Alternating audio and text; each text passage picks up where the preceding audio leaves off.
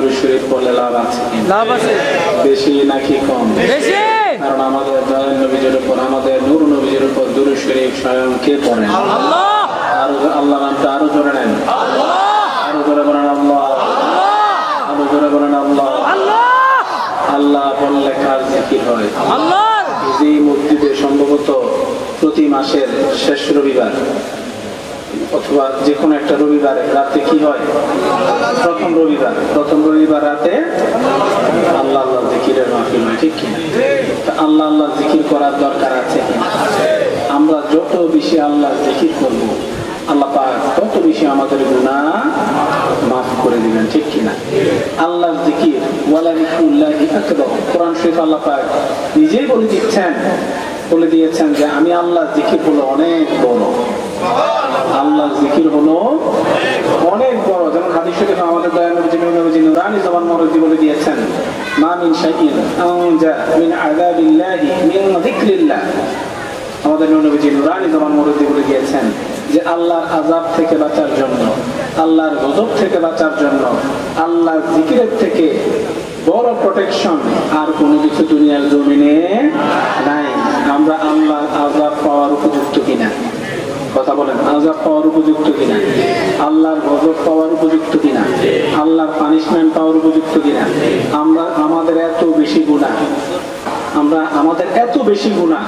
আমাদের এত বেশি গুনাহ যে আমরা আল্লাহর আযাব গজব পাওয়ার জন্য উপযুক্ত, ঠিক কিনা? তো এই আযাব গজবকে আমরা চাই নাকি বেঁচে থাকতে চাই? আমরা আল্লাহর রহমত চাই। যদি আমরা আমাদের গুনার শেষ নাই, তারপর আমরা আল্লাহর গজব আযাব চাই না, আমরা আল্লাহর রহমত চাই, ঠিক কিনা? আমাদের এত গুনাহ, যদি আল্লাহ পানিশমেন্ট দিতেন আমরা এতদিনে ধ্বংস হয়ে যেতাম, ঠিক কিনা? আমরা শুধুমাত্র দয়াল নবীজির উসিলায়, কার উসিলায়? নূর নবীজির উম্মত দেখে এখনো আমরা টিকে আছি, ঠিক কিনা? নূর নবীজি কেমন রহমত, ওয়া মা আরসালনাকা ইল্লা রাহমাতাল লিল আলামিন। আমাদের দয়াল নবীজি হচ্ছেন রাহমাতুল লিল আলামিন। কেমন রহমত যে আমাদের নূর নবীজির কারণে আল্লাহ পাক কাফেরদেরকে পর্যন্ত আযাব গজব দেন নাই। কাফেররা আমাদের নূর নবীজিকে কষ্ট দিত, জুলুম অত্যাচার অবিচার নির্যাতন করত। সাহাবারা বলতো, ইয়া রাসূলুল্লাহ, কাফেররা আপনাকে এত কষ্ট দিচ্ছে, এত অত্যাচার নির্যাতন করছে, আপনাকে কষ্ট দিচ্ছে, আপনি আল্লাহকে বললেই তো আল্লাহ তাদেরকে ধ্বংস করে দেয়। কি করে দেয়? ধ্বংস করে দেয়। কিন্তু আল্লাহ পাক আমার কাফেরদেরকে পর্যন্ত কার কারণে দেন নাই? ওয়া কানা আল্লাহু লিউআযিবাহুম ওয়া আনতা ফীহিম। কোরআন শরীফে আল্লাহ পাক বলে দিয়েছেন, আমি কাফেরদেরকে আযাব দিচ্ছি না নূর নবীজির কারণে। যারা বলেন নূর নবীজি দুনিয়াতে ছিলেন দেখে, নূর নবীজির উসিলায় কাফেররা পর্যন্ত আল্লাহর আযাব গজব থেকে বেঁচে গিয়েছিল। আর সে জায়গায় আমরা তো হলাম মুসলমান, ঠিক কিনা? আমরা এই জন্য আমাদের অনেক গুনাহ থাকার পরেও নূর নবীজির উম্মত হওয়ার কারণে আমরা বিভিন্ন রকম আযাব গজব থেকে বেঁচে যাচ্ছি, ঠিক কিনা? অল্পতে আল্লাহ আমাদেরকে সারিয়ে দিচ্ছেন। তো বলছিলাম ভাইরা, নূর নবীজি বলেছেন আল্লাহর আযাব গজব থেকে বাঁচার জন্য সবচেয়ে বড় প্রোটেকশন হলো আল্লাহর জিকির। যারা বলেন সুবহানাল্লাহ। আমরা যত বেশি আল্লাহর জিকির করব, আল্লাহ পাক আমাদেরকে তত কম আযাব গজব দিবেন। যারা বলেন সুবহানাল্লাহ। তাহলে আমরা আল্লাহর জিকির করতে চাই কি? উঠতে বসতে। যা রাজুলুন, মুসলিম শরীফের হাদিস, যা রাজুলুন ইয়া রাসূলুল্লাহ সাল্লাল্লাহু আলাইহি ওয়াসাল্লাম, একটা লোক নূর নবীজির কাছে আসলো, এসে বলল, ইয়া রাসূলুল্লাহ আওসিনি ইয়া রাসূলুল্লাহ। এসে কি বলল? ইয়া রাসূলুল্লাহ, আমাকে একটা উপদেশ দেন, আমাকে একটা উপদেশ দেন, একটা অ্যাডভাইস দেন। আমাদের নূর নবীজি নুরানি জবান মুবারক বলে দিলেন, লা ইয়াজালু লিসানুকা রাতবান মিন যিকরিল্লাহ। আমাদের নূর নবীজি বললেন, তুমি এই আমলটা শুধু করবা, সেই আমলটা হলো তোমার জিহ্বা যাতে এক সেকেন্ডের জন্য আল্লাহর জিকির থেকে বিরত না থাকে। জিকির করতে কি লাগে? মনে করেন আপনি চুপচাপ বসে আছেন, মুখ বন্ধ, ভিতরে আপনি আল্লাহ জিকির করছেন, সম্ভব কিনা? জোরও জিকির করা সম্ভব, মনে মনেও জিকির করা সম্ভব, কিন্তু আপনার জিহ্বাটা কি করবে? নড়বে। মুখ বন্ধ, কেউ দেখবে না, কিন্তু ভিতরে আপনার জিহ্বাটা নড়বে। এই জন্য নবীজি বলে দিয়েছেন তোমার জিহ্বা যাতে সব সময় আল্লাহর জিকির করে। এই জন্য আপনি খেতে কাজ করার সময়, ড্রাইভিং করার সময়, সাইকেল চালানোর সময়, রিক্সা চালানোর সময়, অন্যান্য হাত দিয়ে পা দিয়ে কাজ করার সময় আপনি মুখটা কি করতে পারেন? জিহ্বা দিয়ে আল্লাহ জিকির করতে পারেন। এই জন্য নবীজি বলেছেন, দয়াল নবীজি বলেছেন, তোমার জিহ্বা যাতে আল্লাহ জিকির থেকে কখনো বিরত না হয়, সেজন্য আমরা আল্লাহ জিকির করতে চাই কিনা। আজকে আল্লাহ আল্লাহ জিকিরের মাহফিল, হেডলাইনে কি আছে? আল্লাহ আল্লাহ জিকিরের মাহফিল। সে আল্লাহ পাক কোরআন শরীফে আমাদেরকে নামাজ পড়তে বলেছেন, রোজা রাখতে বলেছেন, হজ করতে বলেছেন, যাকাত দিতে বলেছেন, কিন্তু আল্লাহ পাক নিজে নামাজ, রোজা, হজ, যাকাত কোনো কিছুই করেন না। আল্লাহ পাক কি করেন? আল্লাহ ওয়া মালাইকাতুহু ইউসাল্লুনা আলান নবী ইয়া আইয়ুহাল্লাযীনা আমানু সাল্লু আলাইহি ওয়া সাল্লিমু তাসলিমা। আল্লাহ পাক সব ফেরেশতাদেরকে নিয়ে দিনরাত 24 ঘন্টা শুধুমাত্র আমাদের দয়াল নবীর উপর, শুধুমাত্র আমাদের নূর নবীর উপর দরুদ শরীফ পড়ছেন। আমাদের করার দরকার আছে কিনা? জোরে বলেন আছে কিনা? কারণ নূর নবীর উপর দরুদ শরীফ পড়া আল্লাহর হুকুম, নূর নবীজিরও হুকুম। আমাদের বুকদাদি মুর্শিদ কেবলা বারবার বলতেন যে নামাজ দরুদ শরীফ, নামাজ দরুদ শরীফ। আর আল্লাহ আল্লাহ জিকিরের বেলায় বলতেন যে মনে হয় কথাটা এরকম যে পায়ে চালাও দুনিয়ার গাড়ি, কলবে চালাও আখিরাতের গাড়ি। এটা হলো আল্লাহ আল্লাহ জিকিরের ব্যাপারে, ঠিক কিনা? মানে বক্তা শিক্ষা দিয়েছেন যে দুনিয়াবি কাজ করার সময়ও, যেটা হালাল রুজি রোজগার করার জন্য, এই কাজ করার সময় তুমি কি করবা? মনে মনে আল্লাহ জিকির করবা। আর বলতেন কি নামাজ দুরূদ শরীফ, নামাজ দুরূদ শরীফ। কারণ নামাজের পর আদবের সাথে কি করতে হবে? দুরূদ শরীফ বেয়াদবের মতো পড়া যাবে না। নামাজের পর, নামাজের সময় ওযু করা লাগে, ঠিক কিনা? ওযু করে লা তুকবালু সালাতুন লিগায়রি তুহুর ওয়ালা সাদাকাতুন মিন গুলুল, ওযু ছাড়া কি নামাজ হবে? নূর নবীজি বুখারী শরীফের হাদিস নুরানি জামার মধ্যে বলে দিয়েছেন, ওযু ছাড়া নামাজ পড়লে নামাজ কবুল হবে না, এবং হারাম সম্পদ থেকে দান করলে সেই দান আল্লাহ কবুল করবে না। নূর নবীজির হাদিস। দুইটা কথা বলেছেন নূর নবীজি। কয়টা কথা? এক নম্বরে বলেছেন ওযু ছাড়া নামাজ পড়লে নামাজ হবে না। দুই নম্বরে কি বলেছেন? হারাম সম্পদ, সুদের সম্পদ, ঘুষের সম্পদ, পরের হকের টাকা মেরে দেওয়ার সম্পদ, মদ গাঁজা খিনচিরির ব্যবসা করার এই সম্পদ, এইগুলি কি হারাম? এগুলি কি? সুদের টাকাও হারাম, ঘুষের টাকাও হারাম, মদ গাঁজা খিনচিরির বিজনেস করে আপনার যে প্রফিট হয় এটাও কি হারাম। আপনি পরের টাকা পয়সা মেরে দেন, পরের জমি মেরে দেন, এটাও কি হারাম। এই টাকা হারাম সম্পত্তি আপনি যদি আল্লাহ রাস্তায়, মসজিদ, মাদ্রাসা, মাহফিলে দান করেন, নূর নবীজি বলেছেন এই দান আল্লাহ কবুল করবে না। কারণ ইন্নাল্লাহা তাইয়্যিবুন ওয়া লা ইয়াকবালু ইল্লা তাইয়্যিবা। কারণ নূর নবীজি আরেক হাদিস শরীফের, মুসলিম শরীফের হাদিস, নূর নবীজি নুরানি জামার মধ্যে বলে দিয়েছেন আল্লাহ পাক নিজে পবিত্র। আল্লাহ পাক নিজে কি পবিত্র। আর পবিত্র ছাড়া কোন অপবিত্র জিনিস আল্লাহ পাক অ্যাকসেপ্ট করেন না। অর্থাৎ হালাল জিনিস আল্লাহ কি করেন? গ্রহণ করেন। হারাম জিনিস আল্লাহ গ্রহণ করেন না। তো ভাই আমার ওযু করি, আপনার নামাজ পড়ার সময় কি লাগে? ওযু লাগে। পবিত্র হয়ে আমরা ওযু করি। তারপর কি করতে হয়? দুরূদ শরীফ পড়তে হয়, ঠিক কিনা? যেমন তিরমিজি শরীফের হাদিস, সাহাবী ফুদালা সাহাবী বলতেছেন যে একদিন আমি নূর নবীজির সামনে নামাজ পড়তেছিলাম। যারা বলেন সুবহানাল্লাহ। কি পড়তেছিলাম? যা রাজুলুন, নূর নবীজির মসজিদে বসে আছেন, একটা সাহাবী এসে ফাসাল্লা ওয়া ক্বালা আল্লাহুম্মা গফিরলি ওয়ারহামনি, এই লোকটা এসে নামাজ পড়লো, পরেই সে নামাজের পরে দোয়া করা শুরু করলো। কি করলো? দোয়া করা শুরু করলো। অনেকে বলে নামাজের পরে দোয়া নেই, নাউযুবিল্লাহ। অনেকে বলে কিনা আমাদের যেসব সুন্নি মসজিদগুলো আছে এগুলিতে নামাজের পরে কি করা হয়? ইমাম সাহেব মোনাজাত দেয় কিনা? এই মসজিদে দেয় কিনা? দেয়। কারণ এটা নূর নবীজির হাদিস। জোরে বলেন সুবহানাল্লাহ। যেমন তিরমিজি শরীফের হাদিস, দয়াল নবীজিকে জিজ্ঞেস করা হলো আইয়ু দুআই আসমাউ। কি জিজ্ঞেস করা হলো? আইয়ু দুআই আসমাউ, ইয়া রাসূলুল্লাহ, কোন দোয়া, কোন সময় দোয়াটাকে আল্লাহ পাক সবচেয়ে বেশি কবুল করেন? নূর নবীজিকে সাহাবায়ে কেরাম জিজ্ঞেস করলো, ইয়া রাসূলুল্লাহ, কোন সময় দোয়াটাকে আল্লাহ পাক সবচেয়ে বেশি কবুল করেন? আমাদের নূর নবীজি নুরানি জবান মরজি বলে দিলেন, তুবুরাস সালাওয়াতিল মাকতুবাত জাওফুল লাইলিল আখির। দুইটা সময়ের কথা বলেছেন নূর নবীজি। কয়টা সময়ের কথা বলেছেন? জাওফুল লাইলিল আখির। নূর নবীজি বলেছেন শেষ রাতের দোয়া, তাহাজ্জুদের সময় যে দোয়া, সেই সময়ের দোয়া আল্লাহ পাক কবুল করেন। এরপর নূর নবীজি বলেছেন ওয়া তুবুরাস সালাওয়াতিল মাকতুবাত, এবং প্রত্যেক ফরজ নামাজের পরের দোয়া। যারা বলেন সুবহানাল্লাহ। তাহলে ফরজ নামাজের পরে যে আমরা মুনাজাত দেই, এটা নূর নবীজির হাদিস। এটা কেন আমরা দিই? নূর নবীজির হাদিস। আর একদম কি বলে যে নামাজের পরে কোনো মুনাজাত নাই। ওরা মানুষদেরকে শুধু ইবাদত থেকে দূরে রাখতে চায়, ঠিক কিনা? কি করতে চায়? শবে বরাত নাই, শবে মেরাজ নাই, বিভিন্ন শবে কদর নাই, এগুলি বলে বলে মানুষকে ইবাদত থেকে দূরে রাখতে চায়, ঠিক কিনা? আর নূর নবীজির হাদিস অনুযায়ী আমরা কি করি? দোয়া করি। একটা লোক নূর নবীজির সামনে দোয়া করলো, নামাজের পরে কি করলো? দোয়া করলো। আমাদের নূর নবীজি নুরানি জামান মুরিদি বলেন, আজিল তাইবাল মুসাল্লি, হে মুসাল্লি তুমি এত তাড়াহুড়া করছো কেন? তুমি কি করলে?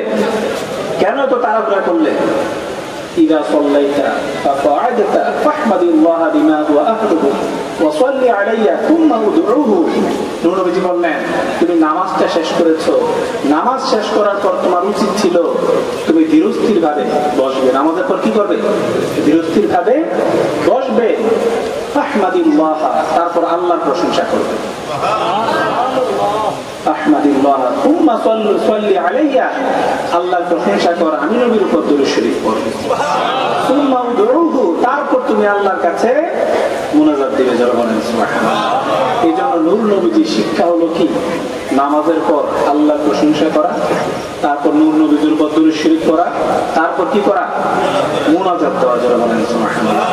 সেজন্য আমরা দোয়ার আগে দুরূদ শরীফ পড়তে চাই কিনা? যেমন আব্দুল্লাহ ইবনে মাসউদ রাদিয়াল্লাহু তাআলা আনহু থেকে হাদিস, এটাও তিরমিজি শরীফের হাদিস। আব্দুল্লাহ ইবনে মাসউদ উনি বলতেছে, কুনতু সাল্লি, আমি একদিন নূর নবীজির সামনে নামাজ পড়ছিলাম। যারা বলেন সুবহানাল্লাহ। কুনতু সাল্লি ওয়ান নবী সাল্লাল্লাহু আলাইহি ওয়াসাল্লাম জালিসুন ওয়া আবু বকর ওয়া উমর মাআহু, নূর নবীজি বসে আছেন, নূর নবীজির সাথে আবু বকর সিদ্দিক, উমর রাদিয়াল্লাহু তাআলা আনহু বসে আছেন। আমি নামাজ পড়লাম। নামাজ পড়ার পর আমি আল্লাহর প্রশংসা করলাম। সুম্মা সালাতি আলান নবী, তারপর আমি নূর নবীর উপর দুরূদ শরীফ পড়লাম। সুম্মা দাউতু, তারপর আমি আল্লাহর কাছে দোয়া করা শুরু করলাম। যারা বলেন সুবহানাল্লাহ।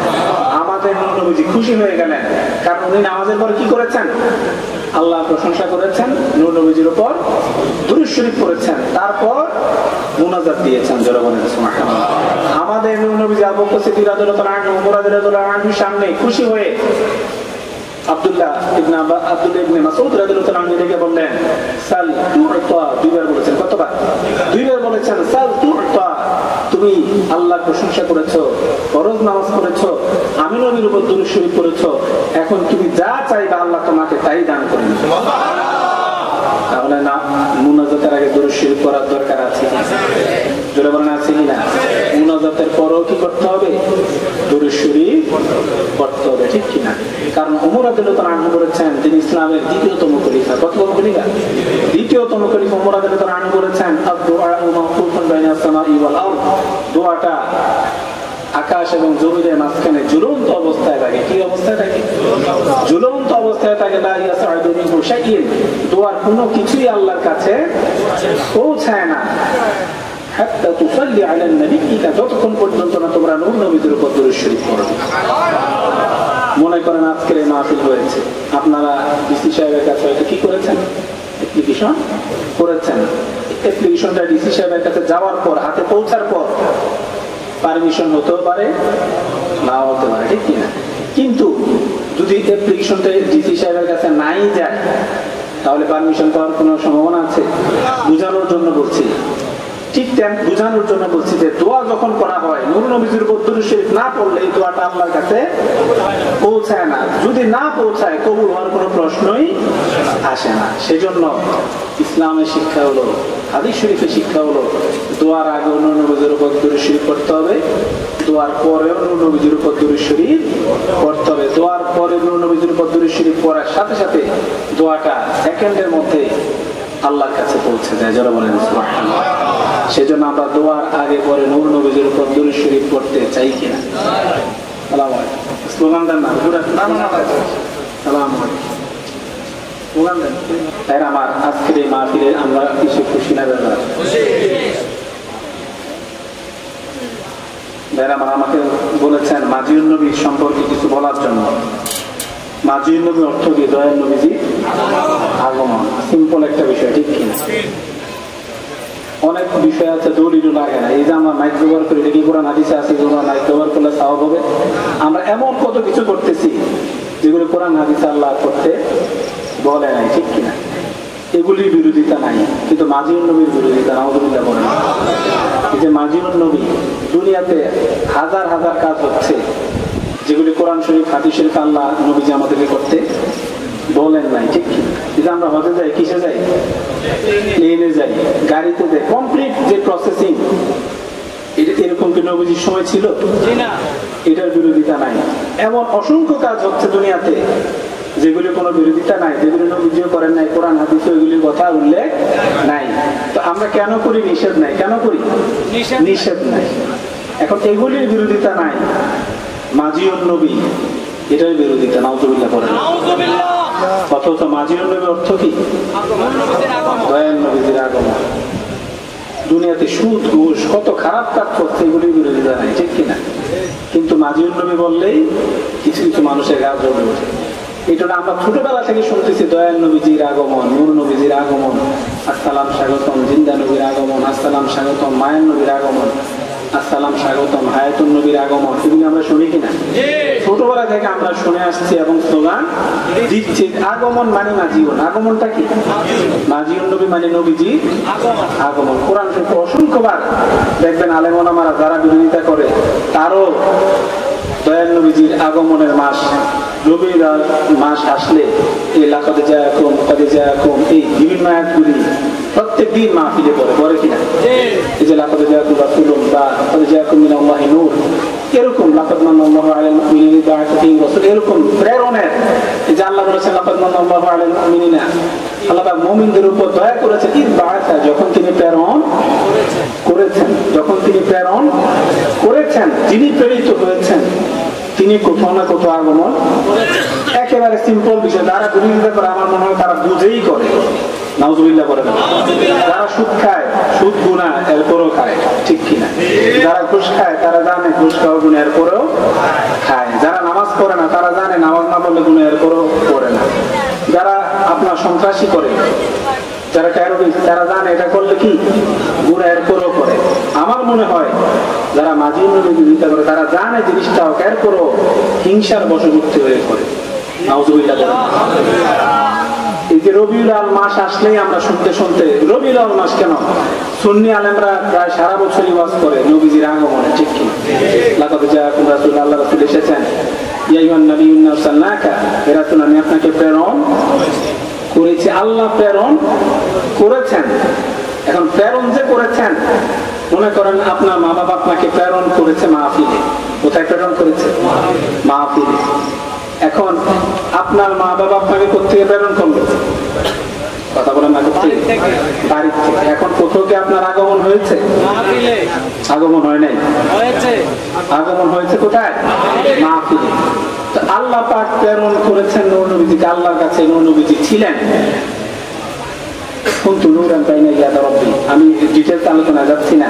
নূর নবী বলেছেন আমি আল্লাহর কাছে কি হিসেবে ছিলাম? নূর হিসেবে ছিলাম। নূর নবীজি ছিলেন আল্লাহর কাছে। অথবা আল্লাহ পাক বলেছেন মিনাল্লাহ, আমি আল্লাহর নিকট হতে তোমাদের নিকট এসেছে। তো নূর নবীজি ছিলেন আল্লাহর কাছে। আল্লাহ পাক নূর নবীজিকে দুনিয়ার জমিনে প্রেরণ করেছেন। নূর নবীজি দুনিয়ার জমিনে কি করেছেন? তাহলে আগমন করেছেন, শুভাগমন করেছেন, ঠিক কিনা?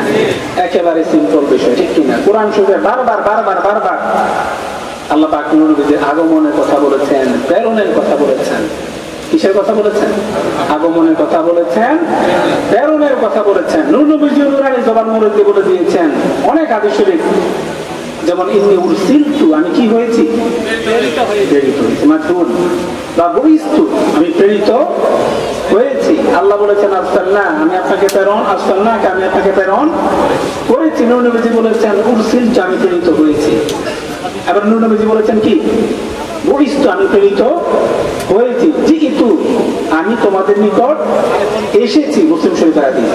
এরকম অনেক অনেক অনেক হাদিস শরীফ মাজিউন নবী রিলেটেড, অনেক অনেক কোরআন এবং হাদিস আছে। কিন্তু তারা এগুলি, তারা শুধু মিলাদুন নবী নিয়ে, তারা ভাবে যে মাজিউন নবী বললে মিলাদুন নবীর এগেইনস্টে বলা হয়।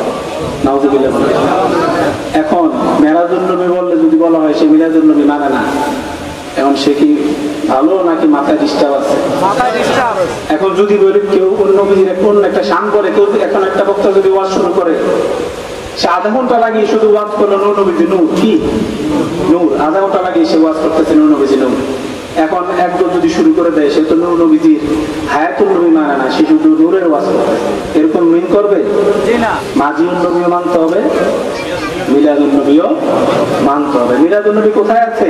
হাদিস শরীফে। আমি যতটুকু জানি মিলাদুন নবী কোথায় আছে? হাদিস শরীফে। নূর নবীজি বলেছেন, উলিদতু, আমি কি করেছি? আমি জন্মগ্রহণ করেছি। মিলাদ অর্থ কি? ওয়াক্তুল মিলাদা, মিলাদ মানে জন্মের সময়। জন্মের আমরা বার্থডে বলি কিনা?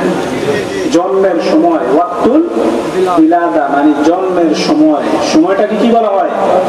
মিলাদ বলা হয়। নবী কি বলেছেন? ইন্নী উলিদতু, আমি কি করেছি? জন্মগ্রহণ করেছি। আর আমরা কি বলি, এই জন্য বিভিন্ন জায়গায় স্প্রেড হয়ে গেছে মিলাদুন নবী মানে নবীজির জন্মের সময়। আমরা অনেক সময় বাচ্চাদের কি করি, বার্থডে বলি কিনা, যে জন্মের সময়টা এরকম। আর মাজিউন নবী অর্থ হলো মিলাদুন নবী অবশ্যই মানতে হবে, ঠিক কিনা? কারণ নূর নবীজি এসেছেন কি আল্লাহ আকাশ থেকে ফেলেছেন নাকি মা বাবা লেগেছে? কথা বলেন, মা বাবার মাধ্যম ছিল কিনা? মিলাদুন নবীকে অস্বীকার করা যাবে না। হুজুর আমাদের বাহাদুর শহীদুল্লাহ বাহাদুর হুজুর ঢাকা থেকে, চিটাং থেকে এসেছেন। হুজুর চিটাঙে কোথাও হঠাৎ চোখ বন্ধ করতে 1 মিনিট পরে এখানে চলে আসছে নাকি? কোনো উচিরা লাগে নাই, হাওয়া দিয়ে চলে আসছে। কি লেগেছে? গাড়ি দিয়ে উনি এসেছেন, উনি আগমন করেছেন। কি দিয়ে? কথা বলেন, কি দিয়ে? গাড়ি দিয়ে। এই জন্য ভাইরা মা, নূর নবীজি আগমন করেছেন, ডেফিনেটলি এর মধ্যে কোনো সন্দেহ নাই। অসংখ্য কোরআন এবং হাদিস শরীফ দ্বারা প্রমাণিত আগমন প্রেরণ, আগমন প্রেরণ। আমাদের মুজাহিদ মুর্শিদ কল্লাহ মনে আওয়াজ করতেন রবিউল আউয়াল মাসে যে পাঠিয়েছি, আসিয়াছে পাঠিয়েছি, এরকম একটা ওয়ার্ড ছিল মুক্তাদি হুজুর কেবলা, যে আসিয়াছে পাঠাইয়াছে, আসিয়াছে পাঠাইয়াছে। আল্লাহ পাক কোরআন শরীফে বারবার কি বলেছেন? আমি পাঠিয়েছি, আপনি এসেছেন। বারবার শুধু আগমনের কথা, পাঠানোর কথা জুড়ে বলেন সুবহানাল্লাহ। পাঠানো আর আগমন কিন্তু একই মুদ্রা, দুইটা রূপের। কারণ যিনি প্রেরিত হয়েছেন তিনি কোথাও না কোথাও আগমন করেছেন। সেই জন্য ভাইরা আমার, আগমন নূর নবী এসেছেন, কিন্তু কার মাধ্যমে? মা বাবার মাধ্যমে। এটাই কি মিলাদুন নবী। মিলাদুন নবীকে অস্বীকার করার কোনো সুযোগ নাই। মিলাদুন নবী যদি আপনি অস্বীকার করেন, নূর নবীর মা বাবাকে আপনি কি করলেন? অস্বীকার করলেন। ওয়াসিলাকে আপনি অস্বীকার করলেন। ওয়াসিলা ছাড়া কোনো কিছু, ইয়া আইয়ুহাল্লাযীনা আমানু তাকুল্লাহ ওয়াবতাগু ইলাইহিল ওয়াসিলা। আমরা যারা সুন্নি আছি, আমরা তো ওয়াসিলা বেশি মানি, ঠিক কিনা? তো নূর নবীজি এসেছেন, কিন্তু কিসের মাধ্যমে? মা বাবার মাধ্যমে। মাজিউন নবী হয়েছে মূলত কি? কথা বলেন, মূলত কি? মাজিউন নবী, কিন্তু কিসের মাধ্যমে? মিলাদুন নবীর মাধ্যমে। সাবধান ভাইয়ের আমার, মাজিউন নবী অস্বীকার করা যাবে না। মাজিউন নবী যদি আপনি অস্বীকার করেন, আপনি যদি বলেন মিলাদুন নবী মানবো, মাজিউন নবী মানবো না, মানে গাছের গোড়াটা কেটে আপনি আগাতে পারেন, ঠিক কিনা? মাজিউন নবী, মিলাদুন নবী দুইটা কমপ্লিমেন্ট, ঠিক কিনা? দুইটার সাথে রিলেটেড, সম্পর্কিত। কোনটা হেদায়েতের মালিক কে? হেদায়েতের মালিক আল্লাহ। যারা মহাপবিত্র মাজিউন নবী ইসলাম, মহাপবিত্র মিলাদুন নবী ইসলাম, আল্লাহ জিকির মাহফিলের বিরোধিতা করে, আল্লাহ যাতে তাদের সবাইকে হেদায়েত নসিব করে। আল্লাহ যাতে তাদের সবাইকে হেদায়েত নসিব করে।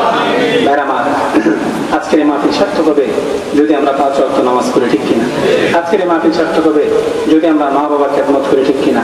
মনে রাখবেন, মা বাবার সাথে বেয়াদবি করা যাবে না। মা বাবা যদি কাফের হয়, বেয়াদবি করা যাবে না। কি হয়? মা বাবা যদি কাফের হয়, মা বাবার সাথে বেয়াদবি করা যাবে না। যেমন এক সাহাবী এসে বলল, ইয়া রাসূলুল্লাহ, আমার মা মুশরিক, আমার মা কি?